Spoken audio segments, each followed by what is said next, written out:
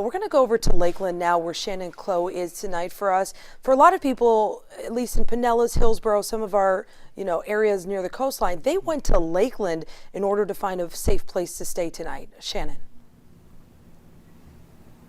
Carolina, we are finding a lot of people who live near the water, whether that's Tampa or St. Pete. You just mentioned some areas. They are coming here to Lakeland to get away from the coastline and just secure that they are going to be safe, somewhere safe for this storm. We went to some of the hotels here and they were packed with people who say they spent hours and hours boarding up their home, making sure their hurricane shutters were on, no loose furniture outside. And then they say they just hit the road here to Lakeland, knowing it was a little more inland where they weren't going to see potential storm surge that was on top of a lot of people's minds. So right now we are here at George Jenkins High School. This is another place people can come in Polk County. It's one of 6 shelters. And I can tell you right here in the parking lot, my photographer and I were counting before, probably about 20 cars here. So dozens of people inside.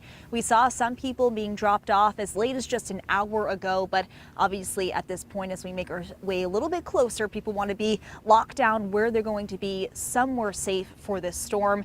I can tell you conditions out here a little bit breezy. I know Bobby was talking about it. We're not seeing rain, just on and off a little bit earlier.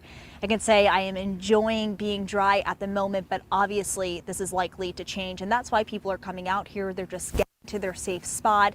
And if you happen to be somewhere where you might be within driving distance to get somewhere safe, you feel you need to be, on our 10 Tampa Bay website, we have of all of the shelters here in the Tampa Bay area. It's really useful, but obviously people just telling us that they want to make sure that they're not going to go through a situation where they feel unsafe, and it's really what officials are urging everyone to do. So of course, if you happen to have any questions, our website is loaded with all of the information.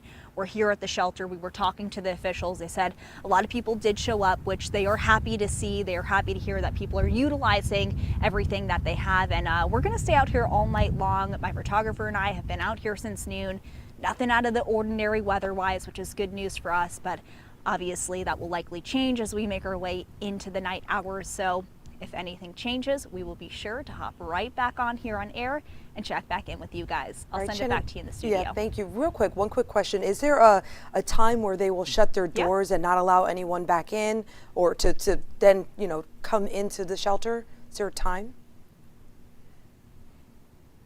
You know, Carolina, they didn't mention that they're going to lock their doors at any moment, which obviously is good news, but they really did stress, and this is important for everyone, that you really do want to get to your area, ASAP. If you're not already there, they were really stressing that people really should be in place at this moment, just because they don't want anyone out on the road when it could potentially be dangerous, especially now that it's getting dark. They just want to make sure that the roads are crystal clear and everyone is somewhere safe. But really, if you do feel you might be not somewhere where you could weather this storm, of course, get somewhere safe. I mean, here in Polk County, we've got 6 shelters open. This is an area that's a little bit more inland, so they have the space for you if you feel you need to go. And really, 10tampabay.com. I went on there before just to make sure it's all there, and it is listed crystal clear. So it's really a good resource for anyone who may need it. All right, Shannon Clow, thank you. Yeah, those shelters can be a lifesaver in these kind of situations here.